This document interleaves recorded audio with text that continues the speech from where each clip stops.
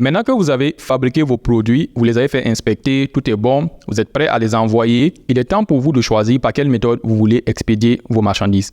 Donc, vous avez différentes options selon le pays d'origine et le pays de destination.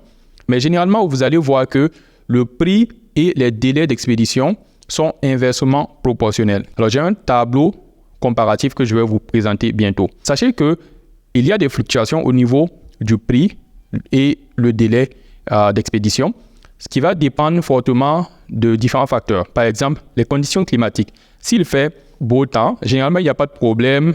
La chaîne d'approvisionnement, elle tourne bien. Mais si maintenant les conditions climatiques ne sont pas bonnes parce que vous avez, par exemple, des tempêtes de neige ou vous avez des inondations, vous imaginez que cela peut causer des paralysies et des pauses de plusieurs jours. De l'autre côté, vous avez aussi des grèves. Donc, il y a le facteur humain qui est là. S'il y a des employés de la compagnie qui expédient pour vous qui sont en grève, ou même les compagnies aériennes, en ce moment, ça va causer aussi des délais d'expédition pour vous. Après ça, vous avez aussi le facteur santé. Il y avait une pandémie pendant un moment et ça va causer de grands changements dans les chaînes d'approvisionnement au niveau des coûts et au niveau des délais. Après, vous avez aussi la considération de la demande. Donc, si vous êtes en période de forte demande, par exemple, juste avant Noël, le 4e trimestre, où il y a beaucoup d'achats, en ce moment, vous allez avoir des délais d'expédition qui vont être plus longs, des coûts qui vont être plus élevés.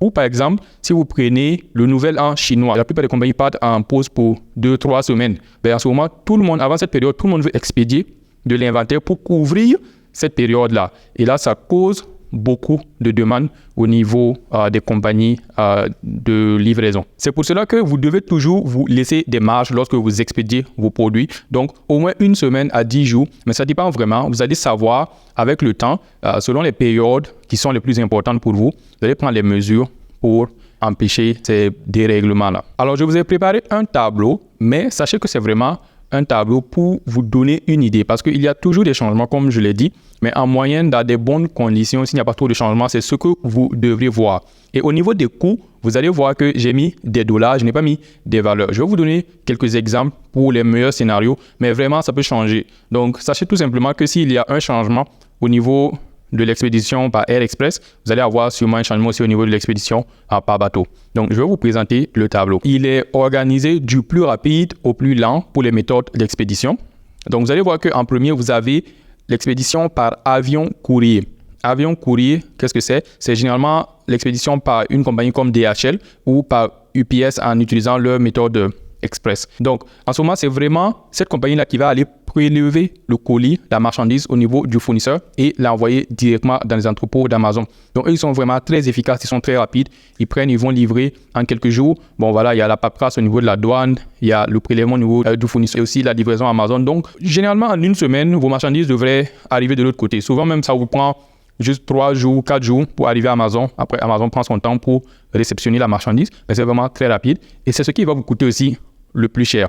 Donc, en termes de coût, pour vous donner une idée, mais vraiment juste une idée, par exemple, de la Chine à Amazon aux États-Unis, ça peut vous coûter entre 4 et 5 dollars US par kilogramme. Ensuite, vous avez l'option Air Freight, comme ils disent en anglais, ou avion cargo. Ça, tout simplement, c'est qu'au départ, du fournisseur à l'aéroport et ensuite au pays de destination, donc à l'aéroport jusqu'à Amazon par exemple, ça va être livré par d'autres compagnies qui ne sont pas nécessairement DHL, UPS. Ou sinon, si c'est envoyé par ces compagnies-là, ça va être par une méthode d'expédition plus lente pour eux. Donc, c'est toujours le même avion qui va envoyer la marchandise. Vous imaginez, l'avion, il n'est pas plus lent, ça prend le même temps, mais c'est tout ce qui va se passer avant le décollage et après l'atterrissage qui fait qu'il y a souvent plus de délai. Et là, ça va vous prendre environ 2 semaines.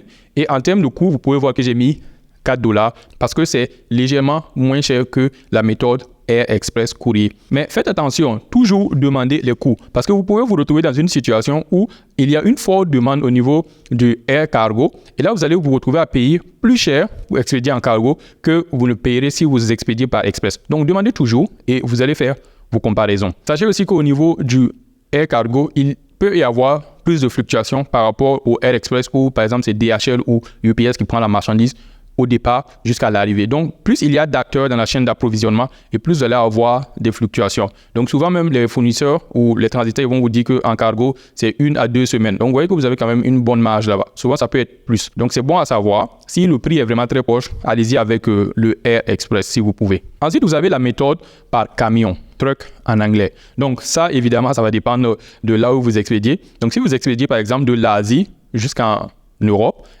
que ce soit en France ou même au UK, en Grande-Bretagne ou en Italie, etc., vous pouvez expédier par camion. En ce moment, ça peut vous prendre environ 1 mois.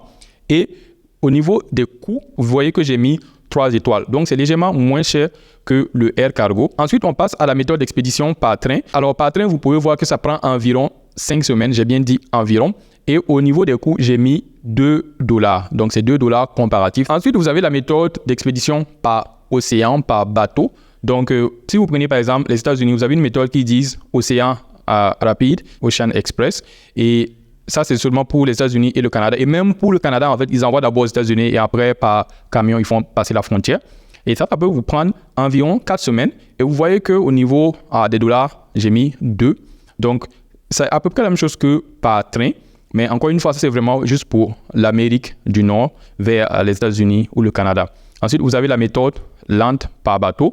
Et là-bas, ça va prendre environ 6 à 8 semaines. Et ça, c'est vraiment le moins cher. Et 6 à 8 semaines, c'est vraiment pour quelle que soit la destination. Généralement, ça tourne autour de ça. Que ce soit en Amérique du Nord ou vers l'Europe, ça va être à peu près 6 à 8 semaines.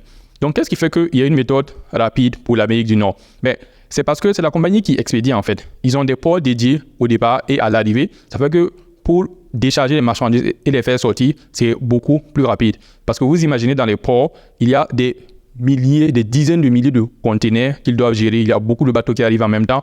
Et donc, s'il y a des points de débarquement qui sont dédiés à une compagnie, pour eux, ça va être plus rapide pour décharger vos marchandises. Et souvent même, vous avez des méthodes, en fait, en express qui vous donnent une garantie de telle sorte que si ça prend plus de temps, ils vont vous dédommager par jour de retard. Donc, ça peut être intéressant. Ça coûte un peu plus cher, mais vous avez quand même cette garantie-là. Voilà, j'espère que ça vous donne une idée quand même des différentes méthodes d'expédition. Vous allez faire le choix selon vos besoins.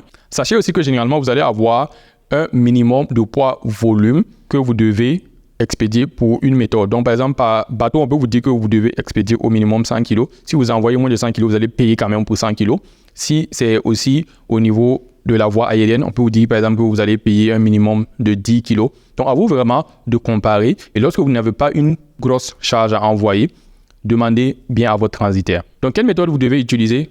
Ça dépend de votre produit. Si par exemple le produit est très léger et puis vous êtes dans une période vraiment d'urgence, vous allez aller en rupture de stock, vous pouvez envoyer par Air Express. Si vraiment le produit est très lourd, même si vous êtes dans une période où vous allez être en rupture de stock, vous n'avez pas bien estimé votre inventaire, vous n'avez pas le choix que d'envoyer par bateau, ou soit peut-être vous allez envoyer par train, etc. Ça dépend vraiment.